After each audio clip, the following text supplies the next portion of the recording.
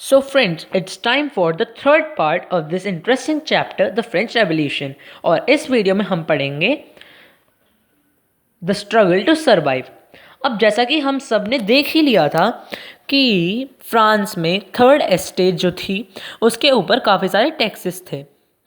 अब the population of France rose from about 23 million in 1715 to 28 million in 1789, means 1715 से 1789 इन सालों में जो फ्रांस की पॉपुलेशन थी वो 33 मिलियन से 28 मिलियन हो गई।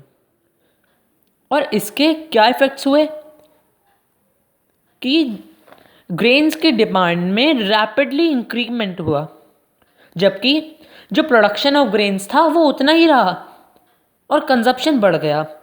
सो इसीलिए जो ब्रेड जो कि फ्रांस के लोगों की स्टेपल डाइट का मीन्स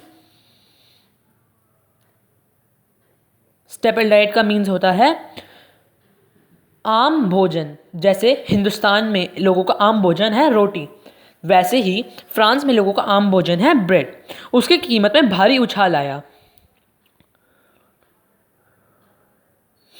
बहुत से एम्प्लॉयड वर्कर्स जो कि एक लेबरर्स की तरह वर्कशॉप में काम करते थे, उनके वेजेस फिक्स कर दिए गए, लेकिन उनके जो वेजेस थे वो बढ़ती हुई महंगाई के साथ अपना समझौता तय नहीं कर पा रहे थे।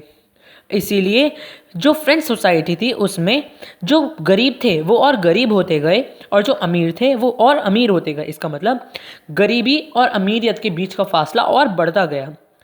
And this leads to a subsistence crisis, जिसकी वजह से फ्रांस में एक सब्सिस्टेंस क्राइसिस आई। अब सब्सिस्टेंस क्राइसिस का मतलब क्या है? इसका मतलब है an extreme situation when the basic means of livelihood are endangered.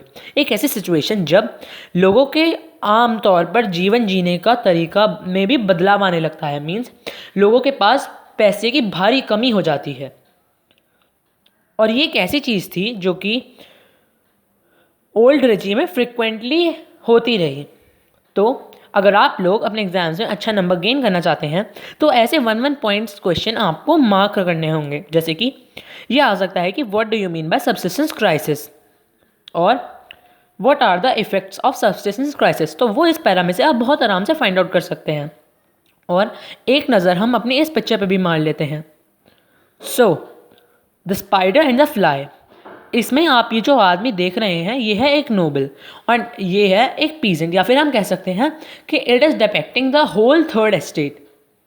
The spider and the fly, इसमें स्पाइडर है ये और फ्लाई है ये। मैं समझता हूँ कि आप में से ज़्यादातर लोगों ने द स्पाइडर एंड फ्लाई वाली वो मशहूर कहानी सुनी होगी, जिसमें एक फ्लाई को स्पाइडर ल्यू करके अपने जाल में फंसा लेती है। तो वैसा ही कुछ हाल फ्रेंच सोसाइटी में थर्ड एस्टेट के लोगों का भी था। और इसी के साथ एक प्रोवर्ब बन सकती है, the more the devil has and the more he wants, जैसा कि हम यहाँ पर देख रहे हैं। The fat lord brings everything, the poor fellow brings everything, grains, fruits, money and salad, and the fat lord sits here ready to accept it all. Okay, so हम अब बढ़ते हैं अपने नेक्स्ट टॉपिक पर उससे पहले हम देख लेते हैं कि न्यू वर्ड्स में और क्या क्या है। So it is anonymous, one of whose name remains unknown. So next topic है आपका how a subsistence crisis happen. So next topic पर शुरू करने से पहले हम ये देख लेते हैं, क्योंकि ये चार्ट बहुत इंपॉर्टेंट है और 1 मार्क या फिर 2 मार्क क्वेश्चन इससे बहुत फ्रिक्वेंटली पूछा जाता है।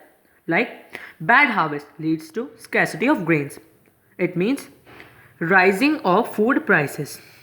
The poor can not longer buy the bread. So, food riots means खाने के लिए दंगे. And weaker bodies means लोगों की हेल्थ पर इसका डाइवर्स इफेक्ट पड़ता है. It means increasing of deaths and the disease epidemics. I hope आप समझ गए होंगे। तो ये था the course of subsistence crisis. तो अपनी नेक्स्ट वीडियो में हम बात करेंगे a growing middle class envisages and end of privileges के बारे में। आई होप आपको वीडियो पसंद आई होगी और आप इसको सब्सक्राइब करना भूलेंगे नहीं। Bye, we will meet soon.